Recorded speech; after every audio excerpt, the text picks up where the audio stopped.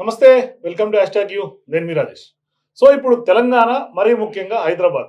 ఈ పరిసర ప్రాంతాల్లో ఇవాళ హైడ్రా మీదే పెద్ద ఎత్తున చర్చ జరుగుతోంది. అసలు హైడ్రా అక్రమార్కుల గుండెల్లో దడబుట్టిస్తోంది. ఎంతటి వారినైనా వదిలిపెట్టేది లేదంటూ కమిషనర్‌గా ఉన్నటువంటి రంగనాథ్ చెప్తున్నాడు. మరోవైపు రేవంత్ రెడ్డి కూడా ఆ దిశగా ఆయనకి పూర్తి స్థాయిలో ఫ్రీ హ్యాండ్ ఇచ్చేశారు. ఇక ఆఖరికి మంత్రి అయినా సొంత సోదరుడు సీఎం సొంత సోదరుడైనా వదిలిపెట్టే ప్రసక్తి లేదు.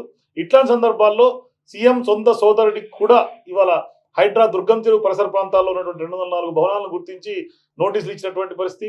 గత వారం గండిపేటలో కూల్చివేతలు చేసినటువంటి నేపథ్యం. ఇట్లా ఎన్ కన్వెన్షన్ ఓవైపు కూల్చివేసినటువంటి ఘటనలు కూడా మనం కళ్ళ ముందు కనిపిస్తా ఉన్నాయి. ఇట్లాంటి సందర్భాల్లో చెరువులు, ఆక్రమణకు గురైనటువంటి కుంటలు, నాలాలు, మరోవైపు ప్రభుత్వ ఆస్తుల రక్షణ ధ్యేయంగా ఒక పూర్తి స్థాయిలో సదుద్దేశంతో కొనసాగుతున్నటువంటి హైడ్రా ఇవాళ పెద్ద ఎత్తున తెలంగాణ వ్యాప్తంగా హడలెత్తిస్తోంది. చాలా మంది గుండెల్లో రైళ్లు పరిగెత్తోంది, వెన్నులో వణుకు పుడుతోంది. అసలు హైడ్రా ఉద్దేశం ఏంటి? మరోవైపు హైడ్రా ఎంతకాలం కొనసాగే అవకాశం ఉంది? ఎందుకంటే పెద్ద ఎత్తున ఇవాళ హైకోర్టులో ఇప్పటికే 200కు పైగా పిటిషన్లు దాఖలైనటువంటి నేపథ్యంలో మరి ఎన్ని రోజులు హైడ్రా కొనసాగే అవకాశం ఉంది? మరి ప్రభుత్వం పైన, కాంగ్రెస్ పార్టీ ప్రభుత్వం పైన, మరీ ముఖ్యంగా సీఎం రేవంత్ రెడ్డి పైన కూడా కొంత వ్యతిరేకత భవిష్యత్తులో పెరిగే అవకాశం లేదా? ఎట్లా చూడాలి మొత్తం వ్యవహారాన్ని? ఇంకా ఈ దూకుడు ఎన్ని రోజులు కొనసాగే అవకాశం ఉంది? మాట్లాడదాం. మనతో పాటు రాజకీయ విశ్లేషకులుగా ఉన్నటువంటి కొత్త రవీంద్రబాబు గారు మనతో పాటు జాయిన్ అవుతున్నారు. నమస్తే రవీంద్రబాబు గారు. నమస్తే. ఏంటి సార్, ఇవాళ హైడ్రా కొనసాగుతోంది, దూకుడు మీద ఉంది, అన్ని అడ్డొచ్చినటువంటి అన్ని కూల్చేస్తున్నారు. పెద్ద ఎత్తున ఒక మెగా క్రషర్లు తీసుకొచ్చి పెద్ద ఎత్తున బుల్డోజర్లు ఎవరింటి మీద దూసుకొస్తాయని ఒక టెన్షన్ ఇవాళ నగర వాసుల్లో కనిపిస్తోంది. అసలు హైడ్రా ఉద్దేశం ఏంటి? ఎన్ని రోజులు దూకుడు కొనసాగే అవకాశం? హైడ్రా ఈరోజు హైదరాబాద్లో కానీ తెలంగాణలో కానీ బర్నింగ్ లేటెస్ట్ టాపిక్ ఏదన్నా ఉందా అంటే హైడ్రా. సో హైడ్రా అనేది జూలై 19, 2024లో జీవో 99 ద్వారా ఫామ్ చేయటం జరిగింది రేవంత్ రెడ్డికి సర్కార్. హైడ్రా అనగానే disaster response and asset monitoring and protection agency. Starting name ఏముంది? Disaster response. డిజాస్టర్ రెస్పాన్స్ అనగానే జనరల్గా మనకు ఉండే ఒక ఎక్స్పీరియన్స్ ఏమంటే హైదరాబాదు చిన్నపాటి వర్షానికి కూడా అతలాకుతలం అయిపోతుంది, కాలనీస్ అన్ని మునిగిపోతున్నాయి, ఇళ్లలోకి నీళ్లు వస్తున్నాయి, ట్రాఫిక్ అంతరాయం జరుగుతుంది. ఈ పరిస్థితి వచ్చినప్పుడు, వరదల్లో చిక్కుకున్నప్పుడు హైదరాబాద్ ప్రజల్ని బోట్లలో వచ్చి డిజాస్టర్ రెస్పాన్స్ టీం రక్షించి సురక్షిత ప్రాంతాలకి తరలించి రెస్టోరేషన్ కలిగించే ఏర్పాటు చేస్తుంది. మనం డిజాస్టర్ రెస్పాన్స్ అనగానే ఆ కార్యక్రమం అని వెంటనే ఒక ఇంప్రెషన్ వస్తుంది. కానీ ఇక్కడ హైడ్రా ఫార్మేషన్లో disaster response and asset monitoring and protection agency అంటే ఈ డిజాస్టర్ ఇట్లా జరిగినప్పుడు దానికి మూల కారణం ఏంటి? మూల కారణం ఎందుకు ఈ విధమైన పరిస్థితి హైదరాబాద్కు ఉత్పన్నమైంది? హైదరాబాదే కాదు, ఈరోజు ఏ మహానగరం తీసుకున్నా కూడా వర్షాలు వచ్చినప్పుడు మునిగిపోయే పరిస్థితి వచ్చింది హైదరాబాద్తో పాటు చాలా నగరాలు. సో దీన్ని ఆలోచించినప్పుడు మనం మరీ ముఖ్యంగా హైదరాబాద్ అనంలోనే లేక్స్ అండ్ రాక్స్, హైదరాబాద్ అనంలోనే లేక్స్ బాగా ప్రసిద్ధి చెందింది. పూర్వకాలం రాజుల కాలంలో త్రాగునీటి కోసం రకరకాల అవసరాల కోసం లేక్స్ డిజైన్ చేశారు. ఆ లేక్స్ ఈరోజు ఎంక్రోచ్మెంట్కి గురై, లేక్స్ కబ్జాకు గురై, కాంక్రీట్ జంగిల్ ఏర్పడటం వల్ల, ఈరోజు నాలాల పరిస్థితి కబ్జా చేయటం వల్ల హైదరాబాద్ మొత్తం వర్షానికి మునిగిపోయి ప్రజలు తీవ్ర ఇబ్బందులు పడతా ఉన్నారు. ఈ ఇబ్బందుల నుంచి బయటపడాలంటే ఏం చేయాలా? రక్షించటం అనేది సెకండరీ. దానికి రూట్ కాజ్ ఏంటి? ఈ చెరువుల కబ్జా. ఈ చెరువుల కబ్జా నుంచి కాపాడాలా. కాబట్టే డిజాస్టర్ రెస్పాన్స్ అంటే లేక్స్, చెరువులు, నాలాలు, కుంటలు వీటన్నిటినీ కూడా ఈ హైదరాబాద్ డిజాస్టర్ కాకుండా ప్రొటెక్షన్ చేయాలి ఒకటి. రెండోది asset monitoring and protection agency అన్నాం. అసెట్ మానిటరింగ్ అంటే ప్రైవేటు వ్యక్తులకు సంబంధించిన అసెట్ని ప్రొటెక్షన్ చేయటం కాదు, గవర్నమెంట్కి సంబంధించిన ఏదైతే అసెట్స్ ఉన్నాయో అది లేక్స్ కావచ్చు, కుంటలు కావచ్చు, పబ్లిక్ పార్కులు కావచ్చు, పబ్లిక్ ప్లేసులు కావచ్చు, గవర్నమెంట్ ల్యాండ్స్ కావచ్చు, వీటన్నిటిని కూడా ప్రొటెక్షన్ చేసి ఎంక్రోచ్మెంట్ కాకుండా చేయాలన్న ఒక సదుద్దేశంతో, సత్సంకల్పంతో చాలా డేరింగ్ డెసిషను. గుర్రపు స్వారీ కాదు, ఇది పులి మీద స్వారీ చేస్తున్నట్టు రేవంత్ రెడ్డి గారు తీసుకున్న నిర్ణయం. చాలా డేరింగ్ డెసిషన్ తీసుకోవడం జరిగింది.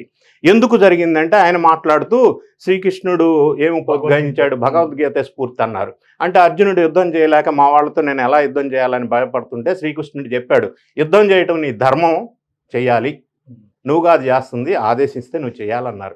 రేవంత్ రెడ్డి గారు ఏమంటారు? ఇంత దారుణం హైదరాబాద్ జరిగినప్పుడు గత 20, 30, 40 సంవత్సరాల నుంచి దీన్ని మనం నెక్స్ట్ జనరేషన్ కన్నా కనీసం ఇప్పటి నుంచి మొదలుపెట్టి కార్యక్రమం నెక్స్ట్ జనరేషన్ కన్నా హైదరాబాదు మళ్ళీ కాపాడుకోవాలా, దీన్ని లేక్స్ కానీ అసెట్స్ కానీ ప్రొటెక్షన్ కానీ నెక్స్ట్ జనరేషన్కి ఇవ్వాలన్న ఉద్దేశంతో ఈ హైడ్రా జీవో 99 తీసుకురావడం జరిగింది.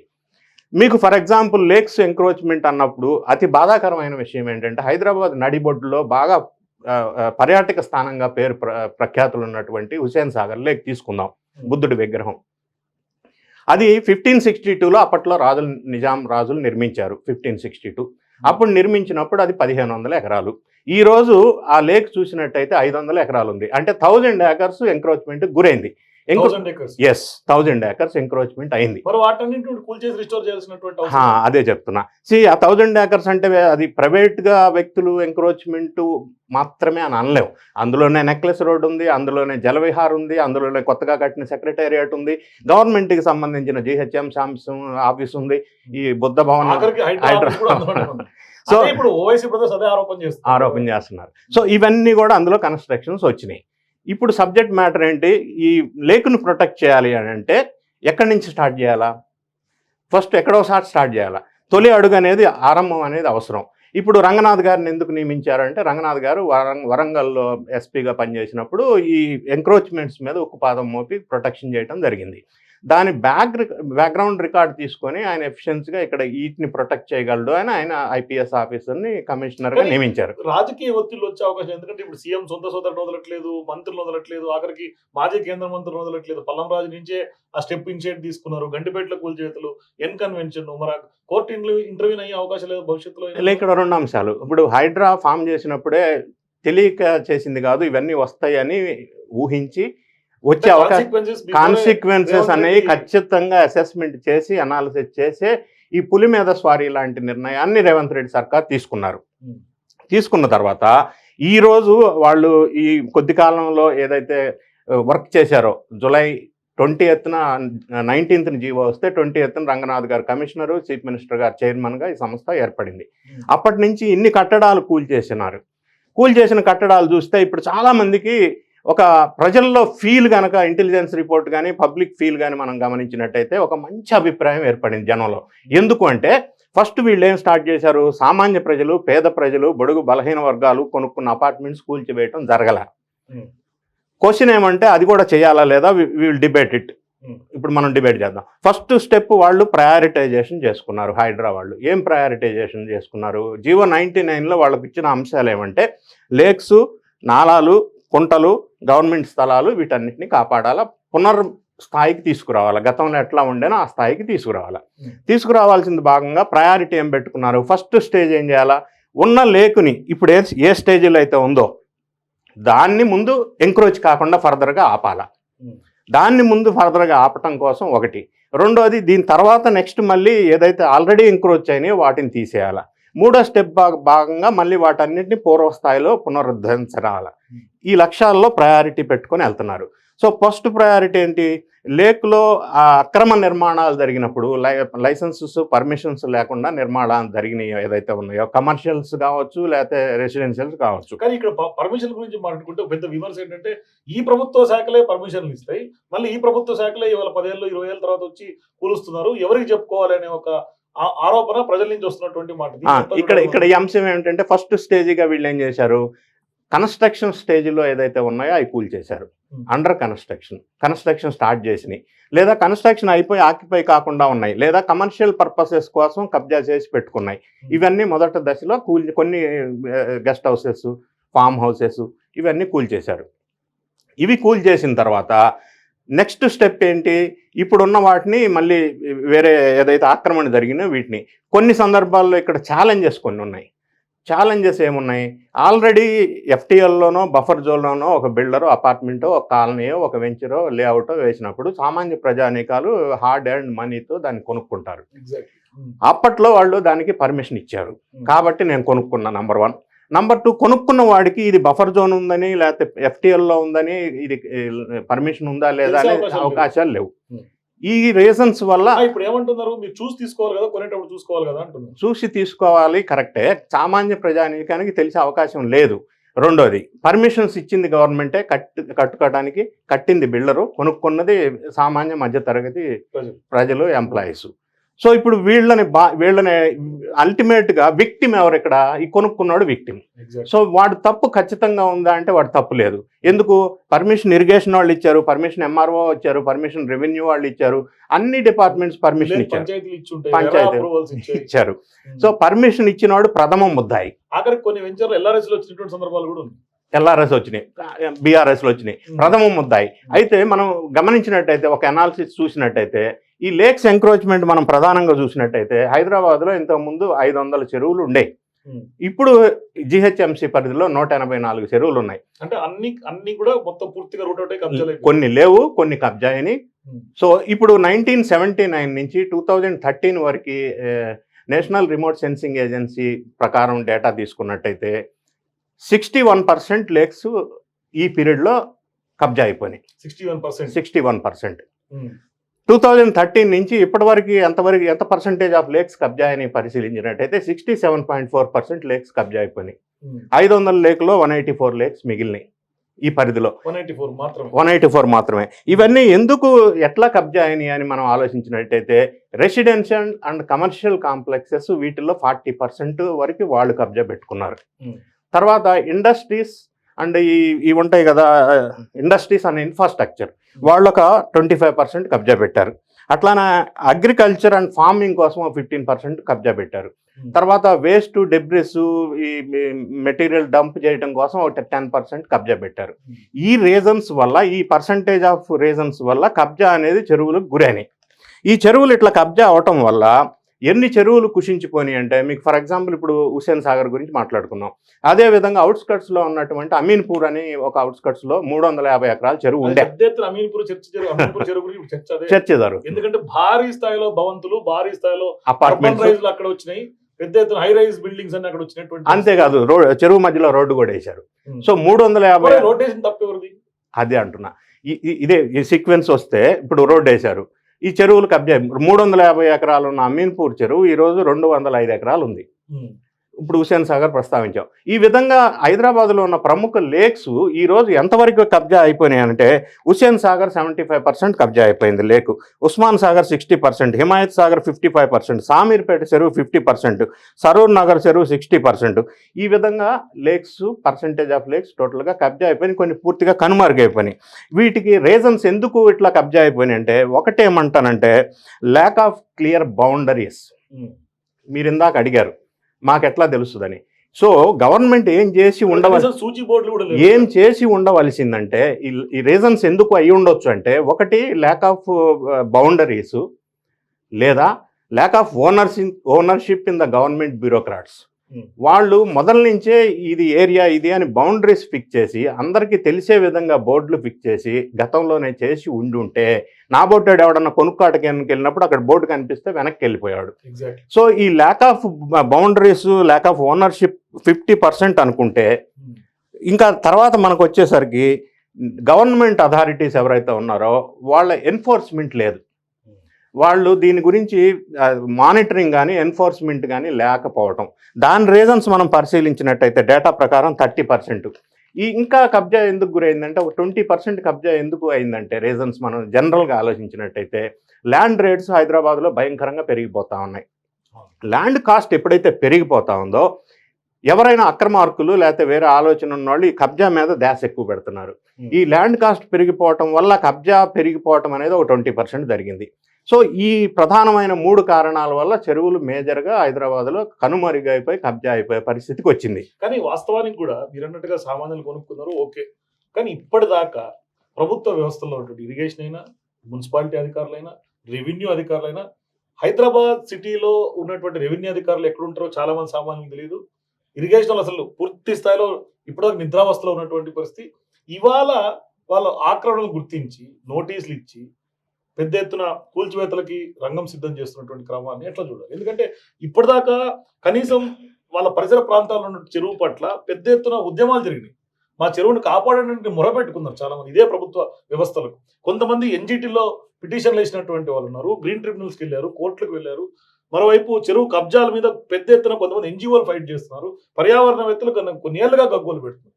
అంటే గత 10 ఏళ్ళు కానీ అంతకు ముందు ఉమ్మడి ఆంధ్రప్రదేశ్లో కానీ ప్రభుత్వాలు నిద్రపోయి ఇవాళ రేవంత్ రెడ్డి రాగానే ఒక్కసారిగా యాక్టివేట్ అయిపోయింది అనుకోవాలా ప్రభుత్వ యంత్రాంగం అంతా. అయితే మీరు అడిగిన దానికి ఒక ఎగ్జాంపుల్ చెప్పాల్సి వస్తే గండిపేట చెరువు దగ్గర జీవో 311 అని ఒకటి ఉంది. గతంలో లాంగ్ బ్యాక్ జీవో 311 అని ఒకటి ఇంప్లిమెంట్ చేశారు. జీవో 311లో ప్రధానంగా జీవో 311 ఏం చెప్తుందంటే there should not be any pollution potential industries within the radius of 10 kilometers of this twin lakes which supplies drinking water to twin cities. So మీరు అడిగిన దానికి నేను ఒక చిన్న ఎగ్జాంపుల్ తీసుకుంటాను. ఆ ఎగ్జాంపుల్ వల్ల మీరు అడిగిన క్వశ్చన్స్కి ఆన్సర్ చేయడానికి అవకాశం ఉంటుంది. జీవో 311 అని చెప్పేసి గండిపేట ట్విన్ లేక్స్ ఏవైతే ఉన్నాయో ఉస్మాన్ సాగర్, హిమాయత్ సాగర్, ఈ 2 ట్విన్ లేక్స్ అప్పట్లో ఈ వరదలు వీటిని 1908లో వరదలు వచ్చినప్పుడు, హైదరాబాద్కి పెద్ద వరదలు వచ్చినప్పుడు, అప్పట్లో నిజాం కాలం జరిగిన టైంలో ఈ వరదలు నివారించడం కోసం ఒక వ్యవస్థ ఉండాలని చెప్పి అప్పట్లో ప్రపంచ ప్రఖ్యాత ఇంజనీర్ మోక్షగుండం విశ్వేశ్వరయ్య గారి సహాయ సహకారాలతోటి, ఆయన గైడ్ లైన్స్ తోటి, ఆయన ప్లానింగ్ తోటి ట్విన్ లేక్స్ అక్కడ నిర్మించడం జరిగింది. ఆ ట్విన్ లేక్స్ ద్వారా హైదరాబాద్ జంట నగరాలకి డ్రింకింగ్ వాటర్ సదుపాయం కోసం నిర్మించబడింది. కాలగర్భంలో ఏమైంది, ఆ ట్విన్ లేక్స్ నుంచి హైదరాబాద్కి డ్రింకింగ్ వాటర్ తక్కువ వస్తూ ఉంది, కృష్ణా గోదావరి నుంచి ఎక్కువ వస్తుంది. గత 10 ఏళ్లలో చేంజ్ అయింది. అయినప్పటికీ ట్విన్ లేక్స్ ఏదైతే ఉన్నాయో ఉస్మాన్ సాగర్ అండ్ హిమాయత్ సాగర్, వీటిని పరిరక్షించుకోవాల్సిన అవసరం ఉంది, లేకపోతే లేక్స్ ఫ్యూచర్లో కనుమరుగవుతాయి అని చెప్పి జీవో 311 తీసుకొచ్చారు. జీవో 311 ప్రధానంగా అంశం ఏంటంటే there should not be any pollution potential industries within 10 kilometers radius of this twin lakes which supplies drinking water to Hyderabad. 10 kilometers radius అంటే ఏరియల్ డిస్టెన్స్. ఈ ఏరియల్ డిస్టెన్స్లో ఇండస్ట్రీస్ ఉండకూడదని జీవోలో ఫస్ట్ పాయింట్. ఆ ప్రకారంగా జీవో వచ్చినప్పుడు ఎన్ఫోర్స్మెంట్ గవర్నమెంట్ అథారిటీస్ ఎవరైతే ఉన్నారో pollution control board and other authorities ఆ ఏరియాలో ఉన్న దాదాపు 150 ఇండస్ట్రీస్ని అక్కడి నుంచి రిమూవ్ చేసి రీలొకేట్ చేశారు సక్సెస్ఫుల్గా. ఫస్ట్ పాయింట్ సక్సెస్ఫుల్గా చేశారు, ఇది ప్రొటెక్ట్ చేయడం కోసం. అందులో ఉన్న రెండో ప్రధాన అంశం ఏంటంటే there should not be any constructions within 100 meters of the FTL and buffer zone. Buffer zone తర్వాత ఒక 100 meters వరకు అసలు కన్స్ట్రక్షన్ అనేది ఏది ఉండకూడదు, ఓన్లీ పార్కులు ఉండాలి. 100 meters నుంచి 200 meters వరకు కూడా కన్స్ట్రక్షన్ అలో లేదు. 200 meters తర్వాత కన్స్ట్రక్షన్ మల్టిపుల్ బిల్డింగ్స్ ఉండకూడదు, కమర్షియల్ కాంప్లెక్సెస్ ఉండకూడదు. తర్వాత ఆ బిల్డింగ్లో బఫర్ జోన్ 80% వదిలేయాలి. ఇటువంటి నియమ నిబంధనలతోటి జీవో 311 తీసుకొచ్చారు. ఈ జీవో 311లో 84 villages ఉన్నాయి. గతంలో బీఆర్ఎస్ జీవో 311 ఉండటం వల్ల ల్యాండ్ వాల్యూ తగ్గిపోయింది. ఎందుకంటే అక్కడ ఈ రెస్ట్రిక్షన్స్ ఆఫ్ కన్స్ట్రక్షన్ ఉంది కాబట్టి ల్యాండ్ వాల్యూస్ తగ్గుతుంది. కాబట్టి 84 villagesకి సంబంధించిన వాళ్ళు బీఆర్ఎస్ అప్పట్లో ఫస్ట్ టైం సెకండ్ టైం అధికారంలోకి వచ్చినప్పుడు రిక్వెస్ట్ వచ్చింది, వాళ్ళ ఎలక్షన్ ప్రామిస్ జీవో 311 లిఫ్ట్ చేస్తామని. జీవో 311 మీద కేసులు NGTలో ఉన్నాయి, సుప్రీంకోర్టు దాకా ఉన్నాయి కేసెస్. ఎందుకంటే అది ప్రొటెక్షన్ చేయాలి లేక్స్ అనేది. సో ఈ ప్రకారంగా జీవో 311 అక్కడ లిఫ్ట్ చేస్తామని వీళ్ళు ప్రామిస్ చేసి జీవో 311 లిఫ్ట్ చేశారు. లేటెస్ట్ బీఆర్ఎస్ గవర్నమెంట్ వాళ్ళు లిఫ్ట్ చేసిన తర్వాత అఫ్కోర్స్ అక్కడ ల్యాండ్ వాల్యూ పెరిగిన తర్వాత ఆ చుట్టుపక్కల అంటే ఈ జీవో 311 ఎప్పుడైతే లిఫ్ట్ చేశారో ఆ ఏరియా మొత్తం form houses, guest houses, commercial complexes, schools, villas పెద్ద ఎత్తున కన్స్ట్రక్షన్ జరిగింది. సో ఆ కన్స్ట్రక్షన్ జరగటం వల్ల నాలా అనేది మొత్తం బంద్ అయిపోయింది. ఫిరంగి నాలా అని ఒకటి, దానికి రావాల్సిన జహీరాబాద్ అడవుల్లో నుంచి రావాల్సిన శంకరపల్లి నుంచి రావాల్సిన ఫిరంగి నాలా నుంచి నీళ్లు ఏదైతే ఉందో అది 66 meters ఉండాల్సిన ఫిరంగి నాలా ఈరోజు దాన్ని మొత్తం ఎంక్రోచ్మెంట్ చేసి కబ్జా పెట్టేసి ఫామ్ హౌస్లు, గెస్ట్ హౌస్లు, బిల్డింగ్స్ కట్టేశారు. కేటీఆర్ లీజుకు తీసుకున్నానని చెప్పబడుతున్న ఫామ్ హౌస్ ఫిరంగి నాలా మీద కట్టారు. సో ఇటువంటి కన్స్ట్రక్షన్స్ చాలా జరిగినాయి. ఇవన్నీ అనాథరైజ్డ్ కొన్ని ఉన్నాయి, కొన్ని దొంగ పర్మిషన్స్ తీసుకొని కట్టారు. పర్మిషన్ అని అన్నారు కానీ అది కరెక్ట్ పర్మిషన్స్ కాదు. ఇప్పుడు సరే దొంగ పర్మిషన్లు అయినా ఏ పర్మిషన్ కట్టారు.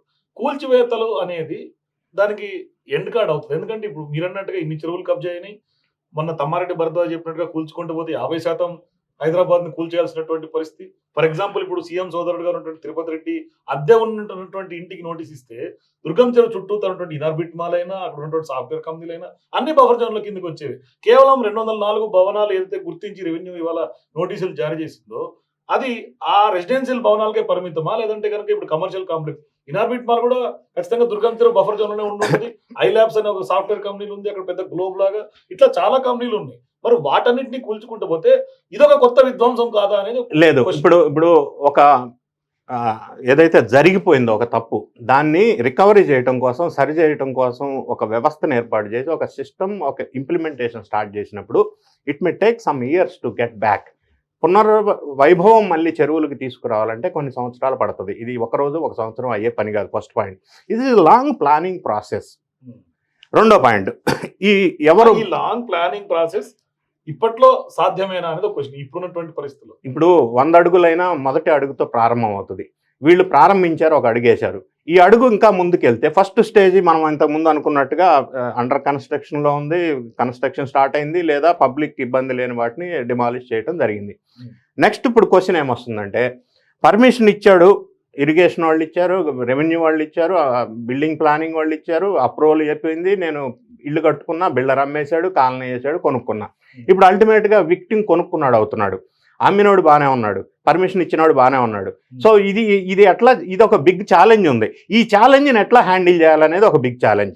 దీనికి గవర్నమెంట్ నాకు తెలిసినంత వరకు ఒక విధి విధానాలు రూపొందించాల్సిన అవసరం ఉంది. ఇప్పుడు మూసీ రివర్ ఫ్రంట్ ప్రాజెక్ట్ ఒకటి కొత్త ప్రాజెక్ట్ రేవంత్ రెడ్డి గారు ప్రపోజ్ చేశారు. 12,000 రీహాబిలిటేషన్ చేసి రీలొకేట్ చేయాలా. సో దానికి ఒక ప్రాసెస్, ఒక ప్లానింగ్ పెట్టుకున్నారు. వాళ్ళని కాంపన్సేషన్ ఇవ్వాలా, లేకపోతే వాళ్ళకి కాంపన్సేషన్ పే చేయాలా, ప్లస్ ఆల్టర్నేట్ హౌస్ అరేంజ్మెంట్ చేయాలా. అట్లా చేయటం అనేది కొంత టైం పట్టొచ్చు. కానీ ఆ కార్యక్రమం జరిగినందువల్ల మూసీ రివర్ ఫ్రంట్ అనేది ఒక అద్భుతమైన ప్రాజెక్ట్ హైదరాబాద్కి తలమానికంగా ఉండబోతుంది. సిమిలర్ వే ఈ హైడ్రా ఏదైతే ఇప్పుడు అనుకుందో, ఇవన్నీ కొన్ని సంవత్సరాల్లో ఇవన్నీ తీసుకొచ్చి మళ్ళీ పునర్వైభవం ఆ చెరువులకు తీసుకురావటం వల్ల నెక్స్ట్ జనరేషన్కైనా కనీసం మనం హైదరాబాద్ని ఈ వరదలకు మునిగిపోయి, వర్షాలకు మునిగిపోయే పరిస్థితి నుంచి కాపాడాలనే ఒక లాంగ్ విజన్ తోటి ఈ కార్యక్రమం హైడ్రా అనేది తీసుకోవడం జరిగింది. ఇప్పుడు క్వశ్చన్ ఏమంటే, ఈ అధికారులని మొదట ముద్దాయి, కొన్నవాడు మొదటి ముద్దాయి కాదు. సో ఈ అధికారులను శిక్షించాలా, ప్రాసిక్యూట్ చేయాలా, ఇది క్వశ్చన్. నెక్స్ట్ ప్రాసిక్యూట్ చేయాలి అంటే అందులో ఒకటి సైన్ కాదు, 4-5 సైన్లు ఉంటాయి. సో 4-5 ఒక వెంచర్కి పర్మిషన్ ఇచ్చిన 4-5 ఎవరైతే ఆ డాక్యుమెంట్ సైన్ పెడతాడో, అప్పట్లో ఇన్ఫ్లుయెన్స్ చేసిన పొలిటీషియన్ సైన్ ఉండదు అక్కడ, సర్పంచ్ది కానీ పొలిటీషియన్స్ కానీ. అప్పట్లో చెయ్యను అని చెప్పిన పెద్ద ఆఫీసర్ సైన్ ఉండకపోవచ్చు. ఎవడైతే సైన్ చేశాడో వాడిని ఖచ్చితంగా ప్రాసిక్యూట్ చేయాలా, దాని మీద కఠినమైన చర్యలు తీసుకోవాలా. ఇది ఎప్పుడైతే ఇప్పుడు ప్రారంభం అవుతుందో, కనీసం ఇక నుంచి అయినా అటువంటి పాడు పనులకి, అటువంటి దురాలోచనలకి ఇప్పుడున్న అధికార యంత్రాంగం పాల్పడటానికి భయపడే పరిస్థితి రావాలా.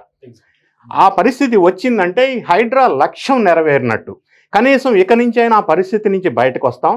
గతంలో జరిగిన దాన్ని ఫేజ్డ్ మేనర్లో మనం రికవరీ చేయడానికి అవకాశం ఉంది. ఇందులో ఇంకొక క్వశ్చన్ వస్తూ ఉంది. మనం చూస్తూ ఉంటే గడిచిన 20 రోజుల్లో కొన్ని చెరువుల్లో నాకు పట్టా ల్యాండ్ ఉందని చెప్పబడుతుంది. ఫర్ ఎగ్జాంపుల్ మీరు అన్నట్టుగా కన్వెన్షన్ విషయమే మనం మాట్లాడదాం. వాళ్ళు అసలు ఆక్యుపెన్సీ లేదు, కంప్లీట్ గా నేను ఆక్రమణ కాదు, నేను ప్యూర్ గా నా ల్యాండ్ లోనే కట్టుకున్నా అని నాగార్జున హైకోర్టులో కూడా కన్వెన్షన్ ఎగ్జాంపుల్ తీసుకుందాం. కన్వెన్షన్లో హైడ్రా ఏమంటుంది, అనాథరైజ్ కన్స్ట్రక్షన్ అంటుంది. కన్వెన్షన్ మేనేజ్మెంట్ ఏమంటుంది, ఇది నాకు పక్కా పట్టా ల్యాండ్ అంటున్నారు. దీని మీద క్లారిఫికేషన్ జనానికి మళ్ళీ కన్ఫ్యూజన్. ఇప్పుడు వాళ్ళు అట్లా అన్నప్పుడు, ఓనర్ ఇట్లా అన్నప్పుడు ఏది కరెక్ట్? ఇందులో క్లారిటీ ఎక్కడ మిస్ అవుతుందంటే, చెరువుల్లో పట్టా ల్యాండ్ ఉంటాయా ఉండవా? జనానికి ఇది ఒక డౌట్. చెరువుల్లో పట్టా ల్యాండ్ ఉంటాయి, ఉండవు అని అనలేము. ఎస్, చెరువుల్లో పట్టా ల్యాండ్ ఎందుకు ఉంటాయంటే, చెరువు కుంగినప్పుడు, వర్షాధారం లేక చెరువులు ఎండిపోయినప్పుడు ఆ చెరువులో ఉన్న భూమిని వ్యవసాయం చేసుకొని బ్రతకటం కోసం, లైవ్లీహుడ్ కోసం కొంతమందికి అప్పట్లో కొన్ని చెరువులు లోపల పట్టాలు ఇవ్వటం జరిగింది. ఆ పట్టా ల్యాండ్స్ ఉంటాయి. కాకపోతే the purpose of allotting this patta land ఈ చెరువులో ఎందుకు అంటే వ్యవసాయం చేసుకొని బతకడానికి. లేదు, ఎటువంటి స్ట్రక్చర్స్ అందులో చేయకూడదు, నంబర్ 1. నంబర్ 2, అందులో హైట్ లేపటం కానీ, మట్టి పోసి లెవెల్ చేయటం కానీ చేయకూడదు. నంబర్ 3, మళ్ళీ చెరువు నిండి వచ్చినప్పుడు నేను నా పట్టా ల్యాండ్ని వెకేట్ చేసి పక్కకి వెళ్ళిపోవాలి, రీలొకేట్ అవ్వాలా. ఈ కండిషన్స్తో అప్పట్లో పట్టా ల్యాండ్ ఇచ్చారు. ఇప్పుడు పెద్ద మనుషులు చెప్తుంది నాది పట్టా ల్యాండ్ అని. Patta land doesn't mean that I can construct building in the patta land, ఆ లేక్లో చేయకూడదు అది. సో ఇదొక కన్ఫ్యూజన్ క్రియేట్ అవుతుంది. పట్టా ల్యాండ్ అయినప్పటికీ అక్కడ కన్స్ట్రక్షన్ చేయకూడదు. రెండోది, కొన్ని జీవో 111 ఏరియా, గండిపేట ఏరియాలో చూస్తే farm house, guest houses compound వాళ్ళ దగ్గరికి వస్తే చెరువు కాళ్ళు పెడితే చెరువులో నీళ్లు తగులుతున్నాయి. సో పర్మిషన్ ఉన్నా లేకపోయినా పక్కన పెడితే ఫిజికల్గా మన కంటికి ఏం కనపడుతుంది? అక్కడ చెరువు పక్కనే కాంపౌండ్ వాల్ ఉంది, కాంపౌండ్ పక్కన ఇళ్ళు ఉంది.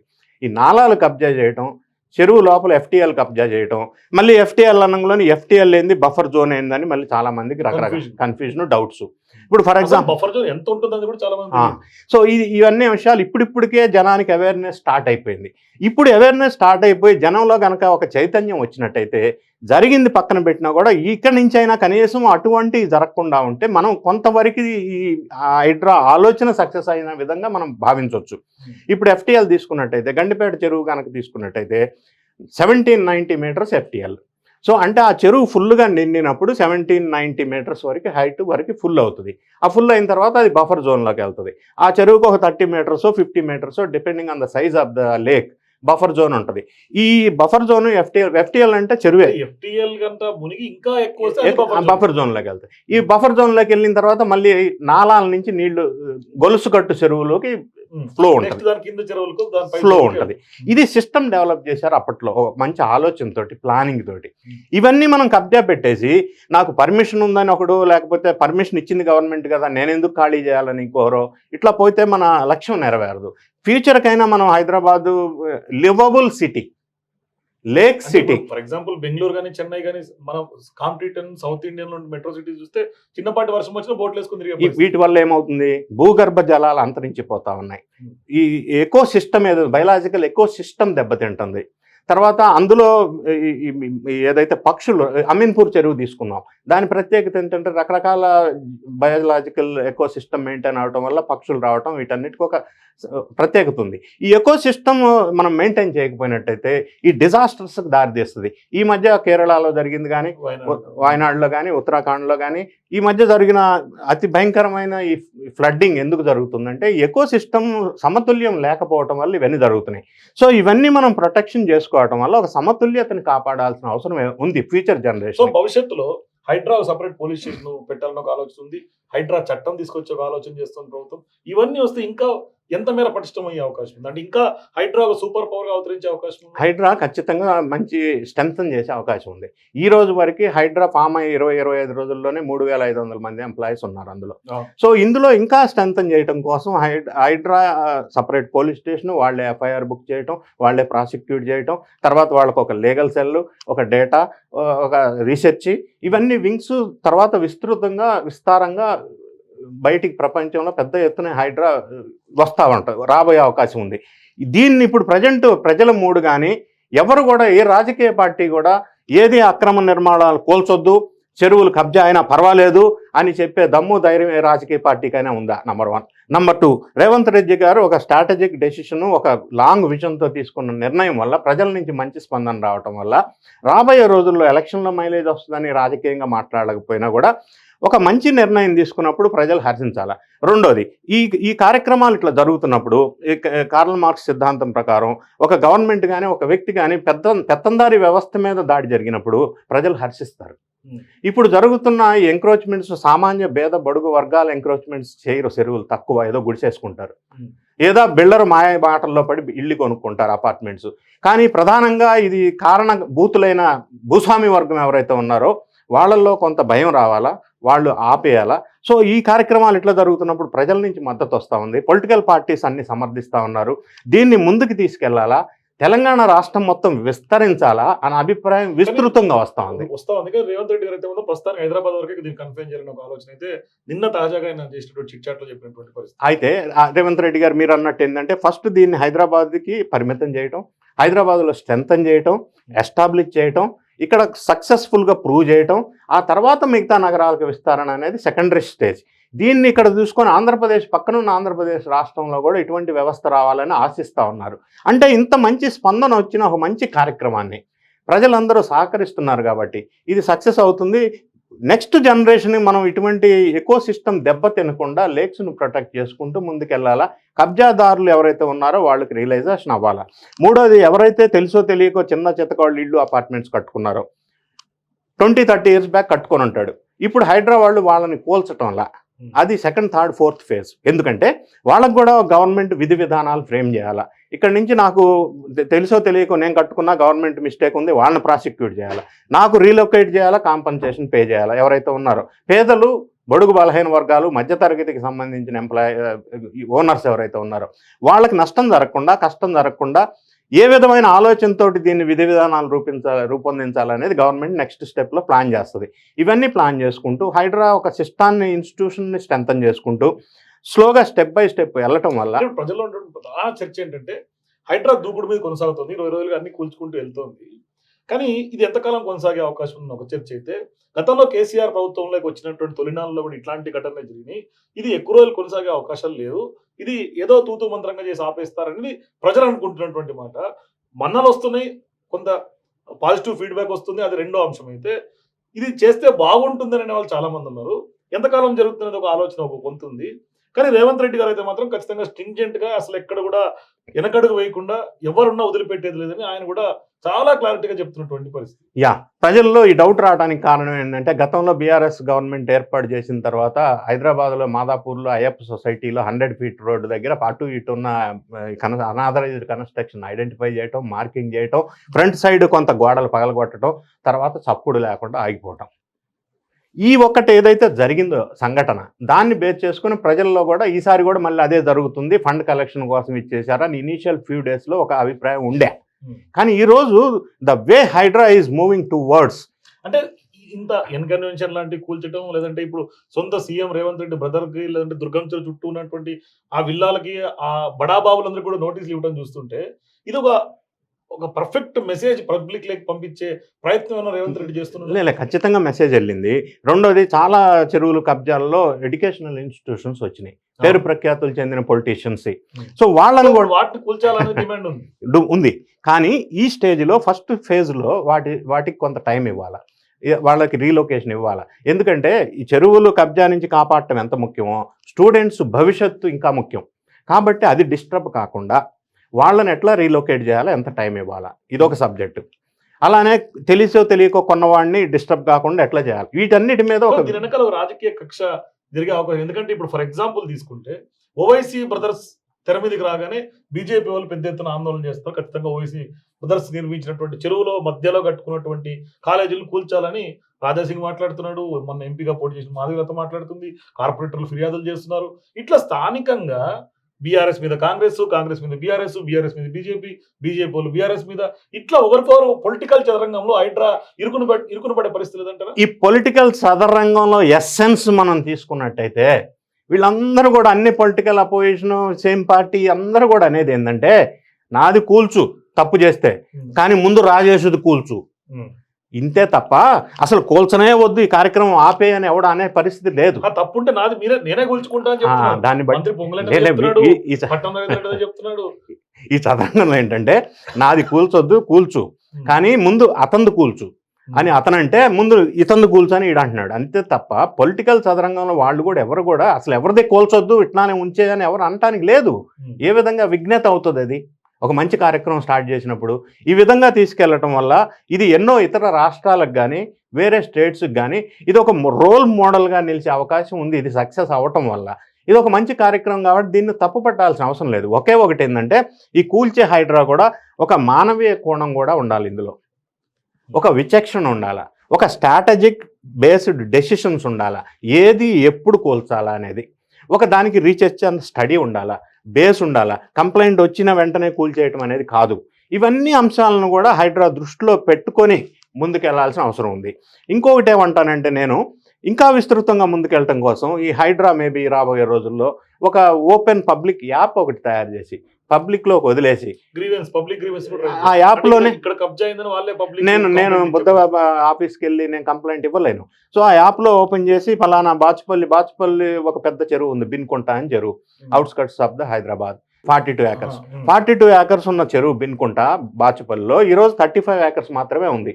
ఎందుకంటే దానికి వచ్చే నాలాలు ఏదైతే ఉన్నాయో కబ్జాకు గురైన అపార్ట్మెంట్స్ వచ్చినాయి. ఆ బిన్కుంట చెరువు ముందే వాసవి అర్బన్ అనే ఒక హై రైజ్ అపార్ట్మెంట్స్ దాదాపుగా 7 టవర్లు, 2 టవర్లు పూర్తిగా చెరువు కబ్జాలోనే కట్టినటువంటి పరిస్థితి.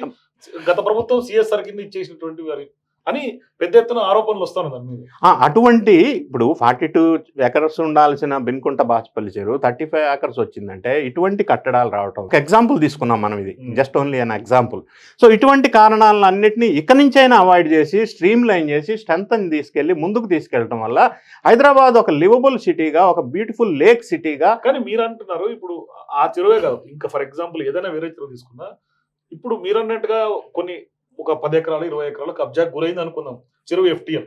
దాన్ని రీస్టోర్ చేసే పరిస్థితి ఉంటుంది. ఎందుకంటే ఇప్పుడు పెద్ద ఎత్తున అక్కడ నిర్మాణాలు అయిపోయి జనజీవనం అంతా అక్కడ పూర్తిగా ఉన్నటువంటి వ్యవహారంలో వాటిని ఇప్పటికిప్పుడు కూల్చేసి ఆ డెబ్రిస్ ని తొలగించేస్తే చెరువుకు రావాల్సినటువంటి ఇన్పుట్ కూడా ఏర్పాటు చేయాల్సినటువంటి బాధ్యత కూడా ప్రభుత్వందే కదా. మరి హైడ్రా జనజీవనం అస్తవ్యస్తమయ్యే పరిస్థితి హైడ్రా ఏంటంటే- ఫామ్ చేసినప్పుడు జీవో 99 ద్వారా అందులో ఉన్న కండిషన్స్ ఏమంటే ఓన్లీ చెరువులో ఉన్న కట్టడాలను కూల్చడం కాదు. నెంబర్ 1, ఆ కూల్చిన డెబ్రిస్ ఏదైతే ఉందో management of debris, um, removal of debris, దాన్ని ఎట్లా చేయాలా, దాన్ని ఎఫెక్టివ్గా మళ్ళీ యూటిలైజ్ చేసుకోవాలా, దాన్ని ఎట్లా రీయూటిలైజ్ చేసుకోవాలా, దాని ప్రాసెస్ ఏంటి, దాన్ని స్టడీ చేయాల్సిన అవసరం ఉంది. రెండోది, రిమూవ్ చేసి లెవెల్ చేసిన తర్వాత ఆ చెరువులోకి మళ్ళీ పూర్వస్థాయి స్థితికి తీసుకొచ్చి ఆ నాలాల కబ్జాన్ని రిమూవ్ చేసి చెరువులోకి మళ్ళీ నీళ్లు ఎంట్రీ రావాలా, ఫ్లో రావాలా, చెరువులు మళ్ళీ నిండాలా, భూగర్భ జలాలు పెరగాల, ఎకోసిస్టమ్ మెయింటైన్ అవ్వాలా. ఇది లక్ష్యం. ఈ లక్ష్యంలో భాగంగా ఇది తొలి అడుగ్గా మనం భావించవచ్చు. ఓకే. సో మొత్తం మీద అయితే మాత్రం ఈ దూకుడు ఇట్లా కొనసాగుతుంది. భవిష్యత్తులో ఎక్కడ కూడా రేవంత్ రెడ్డి చెప్పినట్టుగా, రంగనాథ్ గారు చెప్పినట్టుగా వెనకడుగేసే ప్రసక్తి లేదు. లేదు, ఎవరైనా పర్వాలేదు కూల్చేయమంటున్నారు గవర్నమెంట్. ఉమ్. అందుకు ఆ రాజకీయ పార్టీలు పెద్ద మనుషులు కూడా దానికి ముందుకు నాదే కూల్చుండే తప్పు ఉంటే అంటున్నారు, తప్పున్న దాన్ని సరి చేసుకుంటాం అంటున్నారు. ఇది వెల్కమ్ చేయవలసిన ఫీడ్బ్యాక్. ఈ విధంగా ముందుకెళ్ళటం వల్ల మంచి భవిష్యత్తు ఉంటది అని మనం నాకు ఆశించాలి. తెలిసి ఆల్రెడీ ఇంటెలిజెన్స్ రిపోర్ట్స్ అన్ని కూడా ప్రభుత్వానికి వచ్చినాయి అని చెప్తున్నారు. చాలా అందుకనే మంచి ఫీడ్బ్యాక్. ఇంకా దూకుడు భవిష్యత్తులో పెరిగే అవకాశమే కనిపిస్తుంది. ఎస్, పెరిగే అవకాశం కనిపిస్తుంది. ఇది సక్సెస్ఫుల్ గా ముందుకెళ్లాలని నేను మనస్ఫూర్తిగా కోరుకుంటున్నాను. థ్యాంక్ యూ రవీంద్రబాబు గారు. Thank you. ఇది హైడ్రాకు సంబంధించినటువంటి దూకుడు భవిష్యత్తులో మరింత కొనసాగే అవకాశం ఉంది. ప్రజలందరూ కూడా విస్తృతంగా మన్ననలు పొందుతుంది హైడ్రా. మరోవైపు ప్రజలందరూ కూడా ఖచ్చితంగా ఆక్రమణలకు గురైనటువంటి చెరువుల్ని, కబ్జాలకు గురైనటువంటి నాళాలను కూడా ప్రొటెక్ట్ చేయాలనే ఒక లక్ష్యం స్పష్టంగా ఒక సదుద్దేశంతో ముందుకెళ్తున్నటువంటి హైడ్రా పట్ల ప్రజలందరూ కూడా పూర్తి స్థాయిలో సపోర్ట్ చేస్తున్నటువంటి పరిస్థితి కనిపిస్తుంది. కాబట్టి ఖచ్చితంగా భవిష్యత్తులో హైడ్రా దూకుడు మరింత కొనసాగే అవకాశాలు స్పష్టంగా కనిపిస్తున్నాయి. చూద్దాం. For more videos please watch #.